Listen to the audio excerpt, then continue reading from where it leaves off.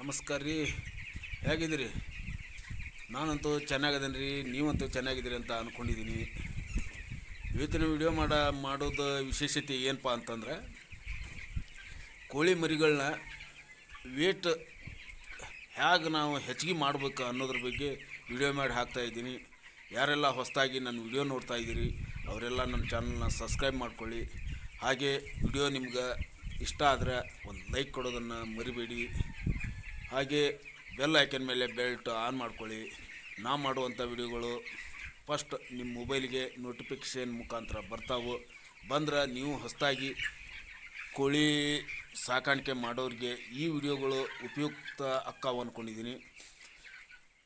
ಹಾಗೆ ವಿಡಿಯೋನ ಸಂಪೂರ್ಣ ನೋಡಿದ್ರೆ ನಿಮಗೂ ಇದ್ರೊಳಗೆ ಏನೈತೆ ಅನ್ನೋದು ಅರ್ಥ ಆಕತಿ. ಮತ್ತು ನಿಮಗೂ ಮುಂದೆ ಈ ಕೋಳಿ ಸಾಕಾಣಿಕೆ ಮಾಡೋರಿಗೆ ನಾವು ಯಾವ್ಯಾವ ಟ್ರಿಕ್ ಹೇಳಿರ್ತೀನಿ ಅದು ಅನುಕೂಲ ಆಕತಿ ಅಂದ್ಕೊಂಡಿದ್ದೀನಿ. ಈಗ ಏನಪ್ಪ ಅಂತಂದರೆ ವಿಡಿಯೋದಾಗ ಏನೈತೆ ಅನ್ನೋದ್ರ ಬಗ್ಗೆ ನೋಡ್ಕೊಂಡು ಬರೋಣ ಬನ್ನಿ ಬಂಧುಗಳೇ.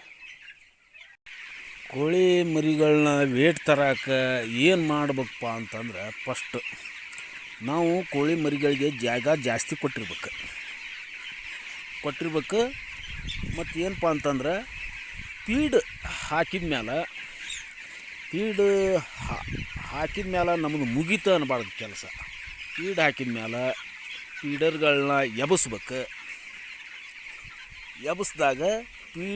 ಫೀಡರ್ ಒಳಗೆ ಫೀಡ್ ಬೀಳ್ತೈತಿ. ಬಿದ್ದಾಗ ಫೀಡ್ಗೆ ಕೋಳಿ ಮರಿಗಳಿಗೆ ಸಿಗ್ತೈತಿ, ಅದು ಬಾಯಿಗೆ ಸಿಗ್ತೈತಿ.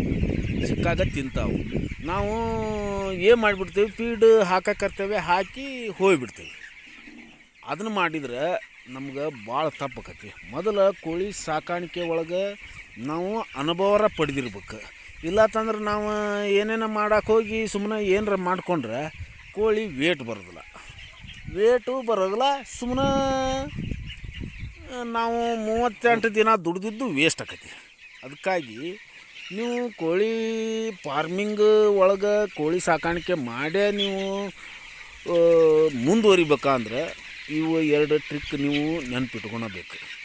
ಯಾವಾಗಲೂ ಫೀಡರ್ನ ಬಾಯಿಗೆ ಎಟ್ಕೊಂಗ ಕೊಡ್ಬೇಕು. ನಾವು ಫೀಡರ್ಗಳನ್ನ ಸ್ವಲ್ಪ ಎತ್ತರ ಮಾಡ್ಕೋಬೇಕು. ಅಂದ್ರೆ ಹಿಂದಿನ ಬಾಲಕ್ಕೆ ಮಕ್ಕಕ್ಕೆ ಸೇಮ್ ಇರ್ಬೇಕು, ಅಷ್ಟು ಎತ್ತರ ಇಟ್ಕೋಬೇಕು. ಯಾವಾಗಲೂ ಕೋಳಿ ಮರಿಗಳು ಬಗ್ಗಿ ತಿನ್ನಬಾರ್ದು, ಕೂತ್ಕೊಂಡು ತಿನ್ನಬಾರ್ದು. ಹೀಗಾಗಿ ಸ್ವಲ್ಪ ಫೀಡರ್ನ ಎಬ್ಬಿಸಿ ಸ್ವಲ್ಪ ಎತ್ತರ ಮಾಡ್ಕೋಬೇಕು. ಅವರು ಮುಖದ ಸಮ ಇಟ್ಕೋಬೇಕು ಫೀಡರ್ನ ಎಬ್ಬಿಸ್ಕೊಂಡು. ಮತ್ತು ಆಮೇಲೆ ನೀರನ್ನ ಯಾವಾಗಲೂ ಬಗ್ಗಿ ಕುಡಿಬಾರ್ದು. ಕೋಳಿ ಮರಿಗಳು ಯಾವಾಗಲೂ ನಿಂತ್ಕೊಂಡು ಕುಡಿಬೇಕು. ಡ್ರಿಂಕರ್ ಆ ರೀತಿ ನಾವು ಕಟ್ಕೊಂಡಿರ್ಬೇಕು. ಮತ್ತು ವಿತೌಟ್ ದಿನಕ್ಕೆ 4 ಅಥವಾ 5 ಸಾರಿ ಕೋಳಿ ಫಾರ್ಮ್ ಒಳಗೆ ಅಡ್ಡಾಡ್ತಿರ್ಬೇಕು. ಯಾಕಂದ್ರೆ ಅವು ಒಂದೇ ಬತ್ತಲೆ ಕುಂತ್ಕೊಂಡು ಅಂದ್ರೆ ಅಲ್ಲೇ ಕುಂತ್ಕೊಂಡ್ಬಿಡ್ತಾವೆ. ಅದಕ್ಕಾಗಿ ನಾವು ದಿನಕ್ಕೆ 4-5 ಬಾರಿ ಕೋಳಿ ಫಾರ್ಮ್ ಒಳಗೆ ಸುಮ್ಮನೆ ಅಡ್ಡಾಡ್ತಿರ್ಬೇಕು. ಫೀಡರ್ ಎದಕ್ಕಿಲ್ಲ ನೋಡು, ಅದನ್ನ ಫೀಡ್ ಸ್ವಲ್ಪ ಎಬ್ಬಿಸ್ಬೇಕು, ತೆಳಗೆ ಬೀಳಂಗೆ ಫೀಡರ್ ಕೋಳಿ ಮರಿಗಳಿಗೆ ಸಿಗಂಗೆ. ಆ ರೀತಿ ದಿನಕ್ಕೆ 4-5 ಬಾರಿ ಅಡ್ಡಾಡ್ತಿರ್ಬೇಕು. ಮತ್ತು ಎರಡನೇದು ಏನಪ್ಪ ಪ್ರಾಬ್ಲಮ್ ಅಂತಂದ್ರೆ, ಕೋಳಿ ಮರಿಗಳಿಗೆ ಜಾಸ್ತಿ ಜಾಗ ಕೊಡ್ಬೇಕು. ಯಾವಾಗಲೂ ಅವನ್ನ ಹತ್ರ ಇರಂಗೆ ಇಟ್ಕೋಬಾರ್ದು. ನೋಡ್ರಿ ಇಲ್ಲಿ ವಿಡಿಯೋದಾಗ ನೋಡ್ತಾ ಇದ್ದಿರಲ್ಲ, ಆ ರೀತಿ ಸ್ವಲ್ಪ ಜಾಗ ಜಾಸ್ತಿ ಕೊಟ್ಟಿರ್ಬೇಕು.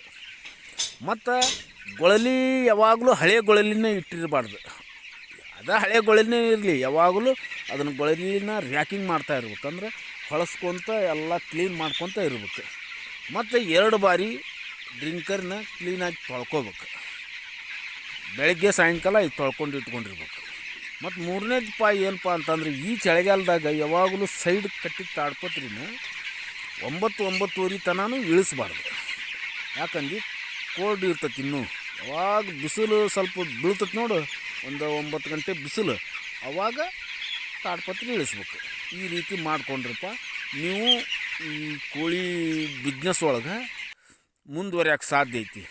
ಮತ್ತು ಭಾಳ ವಿಷಯ ಅದಾವ್ರಿ ಇನ್ನೂ ಅದ್ರಾಗ. ಆ ವಿಷಯನ ಮುಂದಿನ ವಿಡಿಯೋದಾಗ ಹಾಕ್ತೇನೆ ರೀ. ಅಲ್ಲಿವರೆಗೂ ಧನ್ಯವಾದಗಳು, ನಮಸ್ಕಾರ. ಮುಂದಿನ ವಿಡಿಯೋದಲ್ಲಿ ಸಿಗೋಣ ಬಂದು.